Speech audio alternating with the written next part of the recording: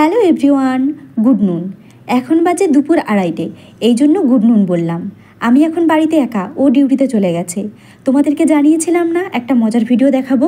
Title আর thumbnail দেখে বুঝেই গেছো যে আমি আজকে কিসের ভিডিও করব। আজকে আমি দেখাবো আমি কিভাবে মেকআপ করি। দেখো, প্রথমেই বলে রাখি যে আমি মেকআপের তেমন কিচ্ছু জানি না।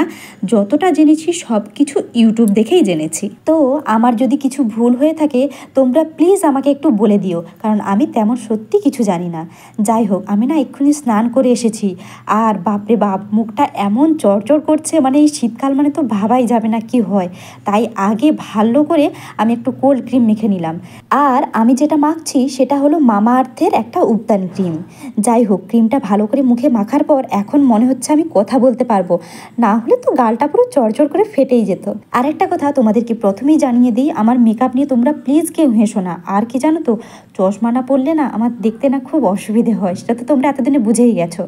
যাই হোক, একটা এটিএম কার্ড এনেছি বরের। এটা ভালো নয়, এক্সপায়ার হয়ে গেছে, ওই জন্য আমি নিয়ে নিয়েছি, আমার মেকআপের কাজে লাগবে। আর জানো তো, ভয়েস দেওয়ার কোনো দরকারই হতো না, কিন্তু ভিডিও দেখার পর দেখলাম কথাই শোনা যাচ্ছে না, এই জন্য বাধ্য হয়ে ভয়েসটা দিতে হচ্ছে। যাই হোক, এখন আমি ফাউন্ডেশনটা ওই এটিএম কার্ডের মধ্যে নিয়ে নিচ্ছি। আর ফাউন্ডেশনটা হলো ফিটমি ফাউন্ডেশন, আর শেড নাম্বার হলো 220 আর তার মধ্যেই নিচ্ছি হাইলাইটার। আর হাইলাইটারের অনেক শেড, অনেক কিছু রয়েছে আমি দেখেছি, কিন্তু এটা কি আমি ঠিক জানি না। আমার কাছে যেটা ছিল আমি সেটা নিয়ে নিচ্ছি। আর তার সাথে নিচ্ছি এই যে কোল্ড ক্রিম। তারপর এই তিনটেকে, মানে ফাউন্ডেশন, হাইলাইটার আর ক্রিম, এই তিনটেকে ভালো করে একসাথে মিশিয়ে নিচ্ছি। আর ওই আঙুল দিয়েই পুরো মুখে, কানে আর গলায় ভালো করে টুকটুক দিয়ে দিচ্ছি। একটা জিনিস কি জানো তো, আমার মনে হলো আমি যদি মেকআপ ঠিকঠাক মোটামুটি করে থাকি তো আমার দেখে তোমরা সবাই করে ফেলবে। আমি যেহেতু করে ফেলতে পারছি, মানে তোমরা সহজেই পেরে যাবে। তারপর একটা ভেজা ব্লেন্ডার নিয়ে নিয়েছি।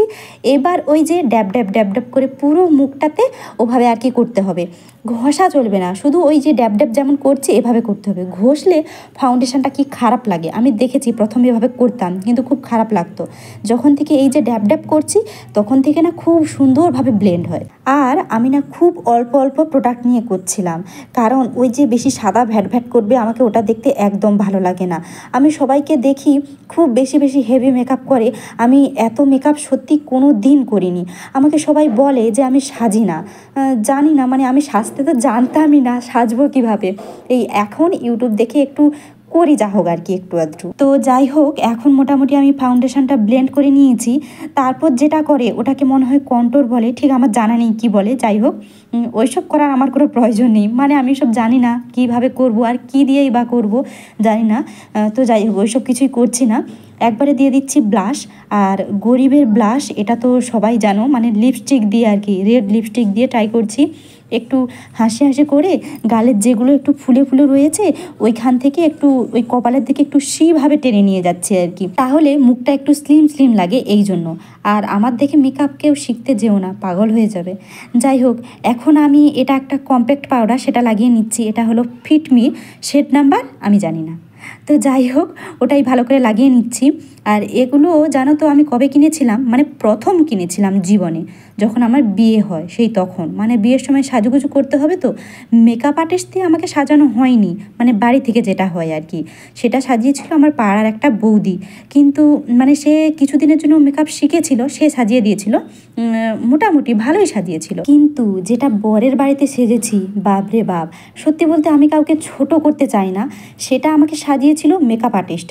কিন্তু সত্যি বলছি, তার থেকে আমার মনে হয় যে আমি যদি সিম্পলভাবে একটু সাজুগুজু করে নিতাম হয়তো আমাকে একটু ভালো লাগতো। সে যে কী করেছিল কি বলবো তোমাদেরকে। যাই হোক, এখন আমি একটু ফিক্সারটা লাগিয়ে নিয়েছি। তারপর এখন একটা লেড কাজল নিয়ে একটু ভ্রুতে আমি একটু কাজল দিয়ে দিচ্ছি। জানো তো, এখানে জলটা এত খারাপ, চুল তো উঠছেই, তার সাথে ভ্রুটা উঠে যাচ্ছে। এখন লেড কাজলটা একটু লাগিয়ে নিচ্ছি। আর আরেকটা জিনিস কি জানো তো, আমি পুনেতে এসেছি 9 থেকে 10 মাস হলো। ওই 9 থেকে 10 মাসের মধ্যে আমি সেই মানে বাড়িতেই যা ওই আইব্রো করে এসেছিলাম আর কি, তারপরে আর করিনি। যা জঙ্গল হয়ে আছে কী ভাবি জানো তো, এখানে তো আমি কোথাও বেরোই না, আর আমাকে কে দেখবে, বাড়িতে দেখানোর অনেকজন ছিল আর কি, মানে সাজা হয়তো শুধুমাত্র আমার মনে হয় মেয়েদেরকে দেখানোর জন্য আর কি, যে দেখো আমি কেমন সেজেছি। আর এখানে কাকে আমি দেখাবো, বরকে দেখিয়ে লাভ নেই, বর তো আমাকে সবসময় সব রূপেই দেখে। তো যাই হোক, আমি কাজলটা ভ্রুতে দিয়ে একটা ব্রাশ নিয়ে ভালো করে ব্লেন্ড করে নিয়েছি, না হলে ওই যে ভ্রুতে কাজলটা দিয়েছি না, তার দাগটা স্পষ্ট বোঝা যায় আর খুব খারাপ দেখায় এই জন্য। তো তারপরে আমি একটা নিউড আইশ্যাডো প্যালেট নিয়ে ওই চোখের পাতাতে একটা সাদা কালারের একটা ওই শেড রয়েছে, ওটা ভালো করে দিয়ে দিচ্ছি আর কি, কারণ ওই সাদার উপরে যদি কালারগুলো দেই তাহলে কিন্তু খুব ভালো করে বোঝা যায়। এটাতে সবাই ওই যে কনসিলার ওই জিনিসটা দেয়, কিন্তু আমি কিন্তু ওটা দেইনি। ও আরেকটা জিনিস, আমি ফাউন্ডেশনটা পুরো মুখে ব্লেন্ড করার পর আমি না ওই চোখের তলাতে, তারপর ওই কপালে একটু মানে আরেকটু ফাউন্ডেশন নিয়ে একটু দিয়েছি, ওই জায়গাগুলো একটু বেশি হাইলাইট করে, তো ওই জন্য। এখন আমি কোন কালারটা করব সেটা বুঝতে পারছি না। আসলে এই প্যালেটের কোনো কালারই আমাকে ভালো লাগে না, আর যেই শাড়িটা আমি পরবো সেই শাড়ির সাথে এখানের কোনো কালারটাই ঠিক মতো যায় না। আর আমি দেখেছি যে ব্রাউন কালার করলে, মানে চোখে আর কি ব্রাউন কালারটা করলে আই মেকআপে দেখতে ভালো লাগে, কিন্তু সেটাই বা আমি কিভাবে করি, আমি তো জানিই না কিভাবে করতে হয়, তাই যেমন তেমন একটা করে নিচ্ছি, মোটামুটি একটু দেখতে ভালো হলেই হয়ে গেল, আর আমার কিচ্ছু জানার দরকার নেই। আর জানো তো, এদিকে আই মেকআপ করতে করতে আমার মাথা খারাপ, ওইদিকে পেছনে আবার মশা খাচ্ছে, তার উপর আবার অনেকক্ষণ বসেছি, পিঠটা সোজা করতে পারছি না, খুব কনকন করছে। আচ্ছা দেখো তো চোখটা কেমন লাগছে, বুঝতে পারছি না কি যে হয়ে গেল, কি যে করছি, সব এলোমেলো লাগছে। কতবার দেখছি আয়নাতে, ঠিকঠাক করলাম নাকি তাও তো বুঝতে পারছি না। যাই হোক, উপরটা তো করে নিয়েছি, এবার নিচেও একটু কালার করে দিচ্ছি, মানে উপরে যেই কালারটা দিয়ে করেছি নিচেও একটু দিয়ে দিচ্ছি। এখন আমি লাগাবো কাজল, তার আগে আইলাইনারটা তুলে নিয়েছিলাম কারণ খেয়াল ছিল না। এখন কাজল দেব, আর এটা কি কাজল জানি না, কিন্তু কাজলটা না খুব ভালো। আর কাজলটা আমি পুরো চোখে দিচ্ছি না, একটু মানে ওই চোখের মাঝামাঝি পর্যন্ত টানছি, কারণ ওটা দেখতে বেশি সুন্দর লাগে, আমি দেখেছি আর কি, এই জন্য চোখের মাঝামাঝি পর্যন্ত টানছি। প্রথমে মনে হলো ভেঙে গেল, তারপর দেখলাম না ভাঙেনি, একটু ভালো করে আর কি বের করতে ঠিক হয়ে গেল আর কি। একটা আমার জানো তো তখন সেটা মনে হয় ওই ল্যাকমির ছিল কাজল, একবার ব্যবহার করতেই ভেঙে গেছে, এই জন্য এটা ভয় পেয়ে গেছিলাম যে এটাও ভেঙে গেল নাকি। তারপর এখন দেব আইলাইনার, এটা ল্যাকমির আইলাইনার, কিন্তু একটু না মোটা হয়ে গেছে, তো যাই হোক কাজ চলে যাবে।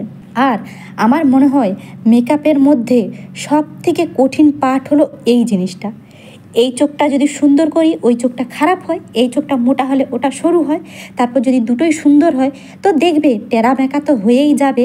আর একটা যদি একটু সুরমা খুব ভালো করে করি আর একটা সুরমা ছোট হয়ে যাবে, নাহলে একটু অতিরিক্ত বড় হয়ে যাবে, পুরো একদম রাক্ষসী রাক্ষসী লাগবে। তো যাই হোক, ঝুঁকে উঠে দাঁড়িয়ে বসে কত রকমভাবে করছি। আর আরেকটা জিনিস কি জানো তো, আইলাইনার পরতে আমার খুব বিরক্ত লাগে, শুকনোই হতে চায় না, অনেকক্ষণ নিজের দিকে তাকিয়ে বসে থাকতে হয়, না হলে চোখ বন্ধ করে বসে থাকতে হয়। এই জন্য আমি না পড়তেই চাইতাম না।